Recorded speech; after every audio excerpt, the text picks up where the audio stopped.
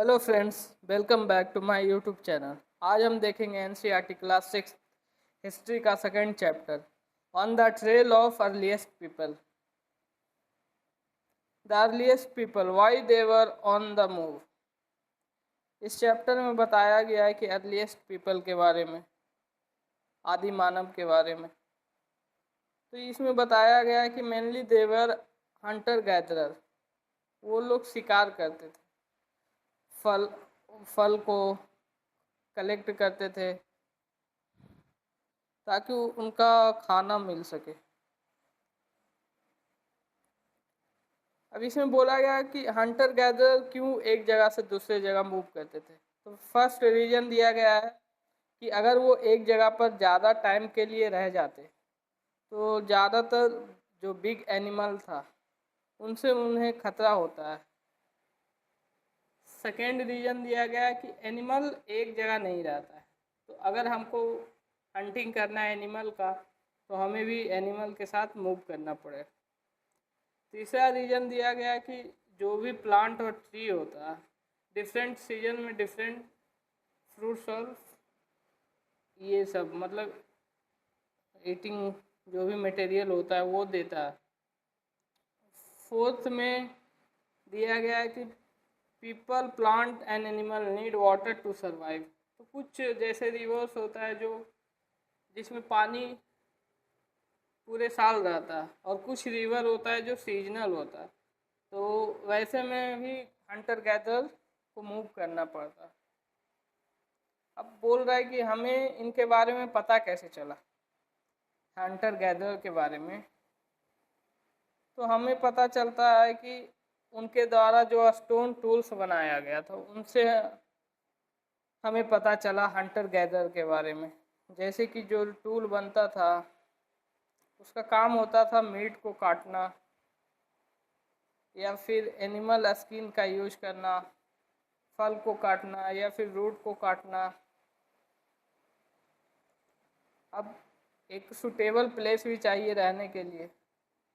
तो इस मैप में आप देख सकते जो भी ट्रायंगुलर है, जैसे भीमबेटका हो गया, हुंस्की हो गया, कुरनूल हो गया, ये सब जगह में हंटर गैदर रहते थे।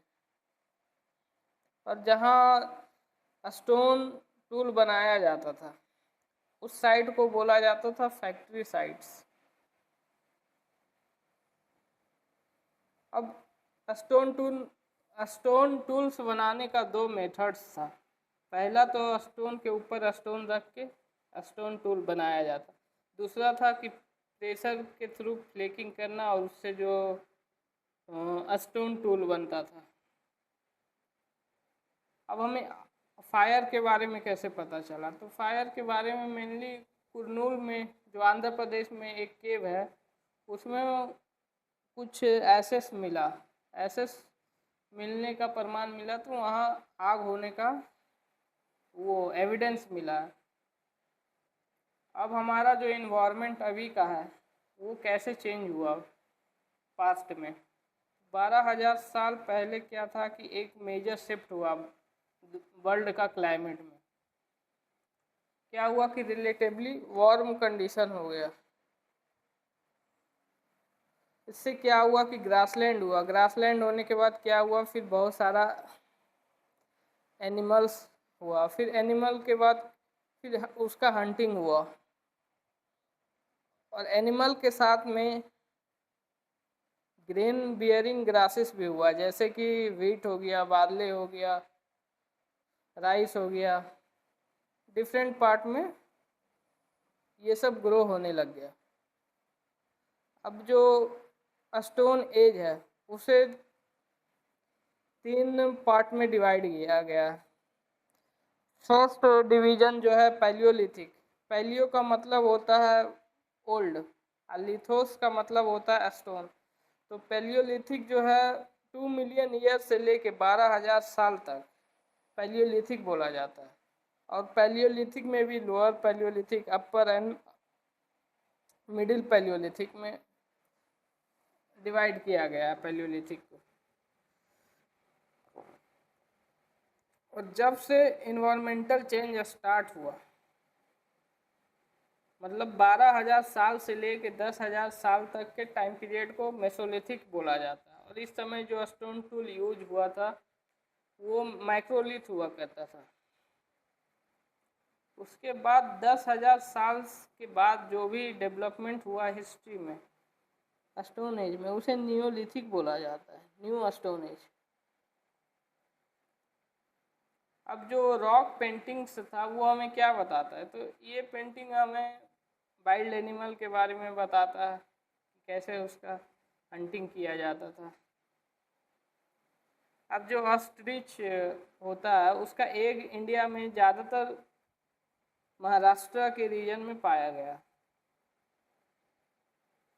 उसकी क्या एक पैलियोलिथिक साइट हुआ करता था, हुआ करता है, मतलब अभी भी है। फ्रांस में एक केव मिला था जिसमें कि पेंटिंग था, और उस पेंटिंग का एज बताया जाता है 20,000 साल से 10,000 साल तक। और इस पेंटिंग में मेनली दिखाया गया था वाइल्ड हॉर्स को, कैटल को, राइनोसोरस को और बियर को। और मेनली ये सब कलर ऑकरे और आयरन ओर से या चारकोल से बनाया गया था। तो इस वीडियो में इतना ही। अगर आपको ये वीडियो अच्छा लगा हो तो चैनल को सब्सक्राइब करें और दोस्तों के साथ शेयर करें। जय हिंद।